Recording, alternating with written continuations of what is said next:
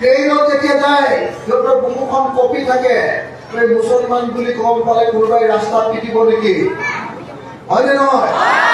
একদম ভাৰতৰ মোদী আৰু অসমৰ হিমন্ত বিশ্ব শৰ্মাই মুছলমানসকলক দ্বিতীয় শ্ৰেণীৰ নাগৰিকত পৰিণত কৰি পেলালে।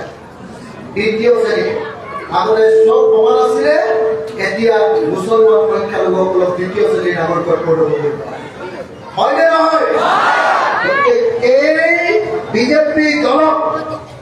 এই বিজেপি দলক মুছলমান ৰাইজে একদম পুলিয়ে উখালিয়ে উভলাবৰ কাৰণে একেলগ হ'ব লাগিব লাগিবনে নাই?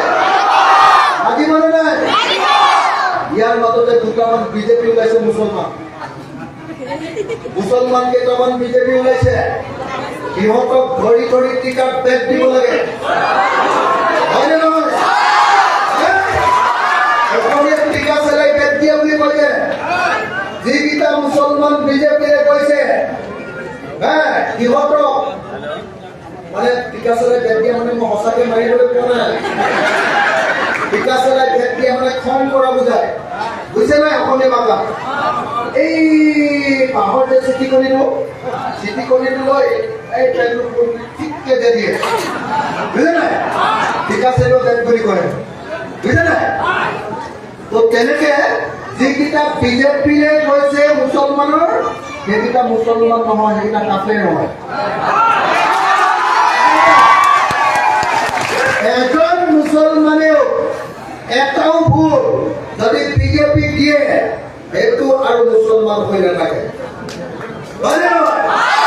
মুছলমান জাতিটোক যিটো বিজেপিয়ে হত্যা কৰিব খুজিছে, এই জাতিটোৰ ওচৰত গৈ আকৌ এবাৰ মোদী চৰকাৰ নাচিবলৈ যায়, আকৌ এবাৰ মোদী চৰকাৰ নাচিবলৈ গ'লে ময়ে দিম, কেতিয়াবা ময়ে দিম, উল্টা বেলেগ আপোনালোকে দিয়ে নিদিয়ে বাদ দিয়ক, ময়ে দিম কেতিয়াবা। আকৌ এবাৰ মোদী চৰকাৰ। আমি হিন্দু মুছলমান একলগ কৰিবলৈ লাগি আছো, আমি চব জাতি অসমীয়া মানুহ চব একলগ হ'বলৈ লাগি আছো। বিজেপিয়ে চবকে ভাঙি চিঙি শেষ কৰি দিছে, মানুহ মাৰি শেষ কৰি দিছে, আমি যুঁজি আছো। আকৌ গৈ কেইটামানে গৈ মুছলমানে আকৌ এবাৰ মোদী চৰকাৰ কৰিব। এইটো নহব, একদম মনত ৰাখিব। য'ত ৰাইজৰ দল আছে তাত মুছলমান ৰাইজে ৰাইজৰ দলক ভোট দিব, আৰু য'ত ৰাইজৰ দল নাই তাতহে কংগ্ৰেছক ভোট দিব।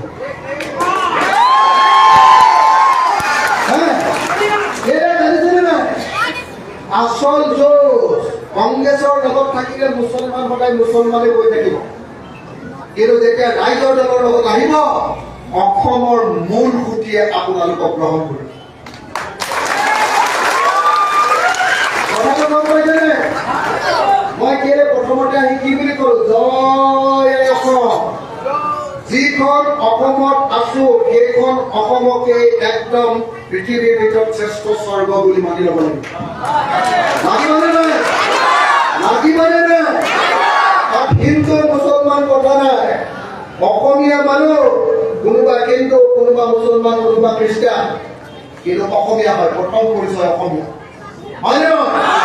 চবে জয় আই অসম কব, চবে জয় আই অসম। কোনে বেয়া পায় ভাল পায় বাদ দিয়ক, কোনে বেয়া পায় ভাল পায় বাদ দিয়ক। বদৰুদ্দিন আজমল চাহাবক খেতি বাঢ়ি কৰি দিলে বুলি গম পায়নে নাই? মুছলমানে যদি বদৰুদ্দিন আজমলক ভোট দিয়ে তেতিয়াহ'লে হিন্দুৱে হিমন্ত বিশ্বক ভোট দিব, বুজিছেনে নাই?